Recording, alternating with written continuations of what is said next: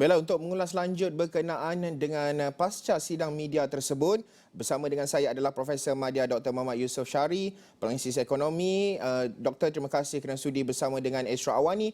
Pertama sekali, bagaimana kita memahami keperluan ataupun pemakluman yang dinyatakan oleh Tan Sri Muhyiddin Yassin bahawa wujud keperluan untuk membuka ataupun mengesyorkan pembukaan sempadan negara pada 1 Mac ini tanpa sekatan-sekatan yang dilakukan pada masa kini, ianya untuk memudahkan lagi pergerakan itu. Bagaimana ianya membantu memfasilitasi mereka yang merupakan ahli-ahli perniagaan, pelabur-pelabur dalam pembukaan pintu sempadan negara ini, Doktor?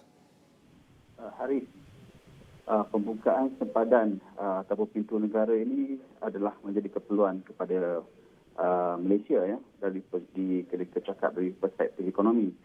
Sebenarnya bagi pandangan saya keperluan itu telah diutarakan sejak akhir tahun lepas lagi. Pada akhir tahun lepas, ingat saya, Majlis Pemulihan Ekonomi Negara yang bersidang untuk mencadangkan pembukaan sempadan pada 1 Januari tahun ini, ya. Tapi kita memahami keadaan jangkitan varian Omicron mungkin menyebabkan pembukaan itu tertangguh sehingga 1 Mac. Daripada perspektif ekonomi, kita menyambut baik keputusan ini. Bagi saya, ia satu keputusan yang sangat baik sekali kerana bukan saja kepada kebaikannya, manfaatnya kepada sektor pelancongan. Malah lagi kita kena faham bahawa sektor pelancongan ini adalah sektor yang menjadi juga tulang belakang pada ekonomi Malaysia. Limpahan dari sektor pelancongan ini juga akan memberi manfaat kepada keseluruhan sektor-sektor lain. Kalau saya dapat berkongsi kat sini sedikit secara nombornya, ya, untuk kita lebih melihat kepentingan pembukaan ini adalah kerana pembukaan ini membenarkan kepada pelancong dan juga pelawat daripada luar negara untuk melawat ke Malaysia dan seterusnya untuk berbelanja dalam ekonomi Malaysia. Kalau dari kajian dan juga analisis kami dapati bahawa, ya, Haris, bagi setiap RM1 yang pelancong ataupun pelawat asing berbelanja kepada ekonomi Malaysia, dia akan menjana sebanyak 83 sen kepada nilai ditambah ataupun kepada KDNK negara kita. Dan daripada jumlah tersebut, 45 sen akan dirasai, akan dinikmati oleh sektor pelancongan. Selebihnya 55 sen oleh sektor-sektor lain yang berkait rapat dengan sektor pelancongan. Ini sesuatu yang saya nak beritahu, ini pentingnya sektor pelancongan dalam memacu dan juga membawa sektor-sektor lain bersama-sama. Dalam keadaan sekarang ini, kita kena faham bahawa juga sektor pelancongan ini adalah sektor yang berintensitas buruh. Sebelum krisis tahun 2019 dulu, sektor pelancongan ini menjana ataupun menggaji sebanyak 3.5 juta pekerja ataupun 23% daripada keseluruhan pekerja di Malaysia. Satu angka, satu nombor yang besar, Haris. Jadi maknanya kalau kita berjaya membuka sempadan semula, membenarkan aktiviti pelancongan dan juga aktiviti pelaburan boleh datang ke Malaysia, bagi saya ini adalah akan menyumbang kepada proses pemulihan ekonomi yang lebih pantas dirasai mungkin pasal kedua ataupun suku kedua 2022, Haris.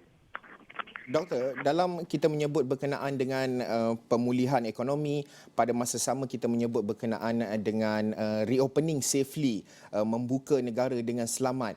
Pada masa sama, MPN tadi juga mencadangkan supaya pelarasan bagi semua bantuan kewangan oleh pelbagai pihak dapat dilaksanakan secara sistematik bagi meningkatkan penggunaan sumber yang lebih optimum, bersasar dan juga berlandaskan keperluan supaya tiada pertindihan berlaku dan lebih ramai pengusaha, kalau kita cakap dalam konteks ini PMKS, yang betul-betul terjejas dapat terus menerima bantuan.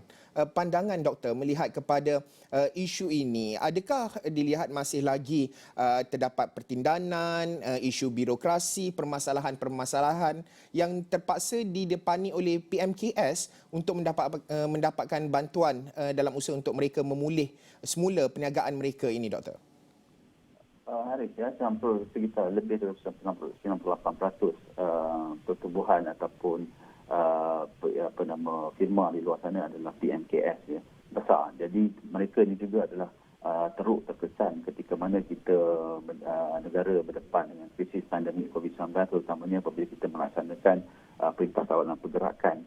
Pada saya, kita memahami bahawa pada ketika mana PKP dahulu dilaksanakan, cara bantuan kita adalah lebih bersifat menyeluruh, kerana pada ketika itu dengan masa yang terhad, masa yang pendek dan cepat untuk kita melakukan penyelamatan kepada perniagaan itu, ini menyebabkan kita cenderung kepada pendekatan yang menyeluruh. Tapi kini kita telah membuka ekonomi hampir ke semua keseluruhannya, sektor-sektor berjalan seperti biasa, dan ini fine tuning yang akan diperlukan pada ketika ini adalah dengan kita melihat kepada sasaran yang perlu dibantu.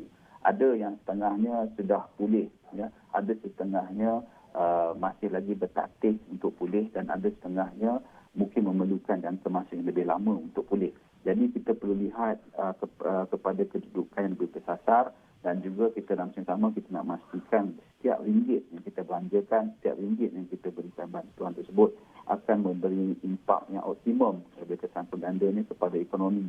Jadi kita tidak mahu situasi yang mana berlaku ada yang sepatutnya tidak perlu diberi bantuan kecil tetapi mendapat bantuan yang lebih banyak, tapi mereka yang sepatutnya dapat bantuan yang lebih banyak tapi tidak mendapat. Jadi kita tidak mahu begitu. Jadi memang benar sama sekali, ini sekarang kita adalah dalam masa yang sama, kita perlukan proses fine tuning, kita perlukan proses untuk melihat siapa yang perlu dibantu dan siapa lagi yang perlu dipimpin. Begitu. Baik. Terima kasih Profesor Madya Dr. Muhammad Yusof Sharif, Penganalisis Ekonomi, mengulas berkenaan dengan pasca sidang media pengerusi MPN Tan Sri Muhyiddin Yassin yang mencadangkan supaya pintu sempadan negara dibuka pada 1 Mac 2022 tanpa keperluan kuarantin wajib, dan juga dari segi bantuan kepada PMKS, pelarasan-pelarasan yang wajar dilakukan dengan segera untuk memastikan mereka menerima impak yang sewajarnya. Dan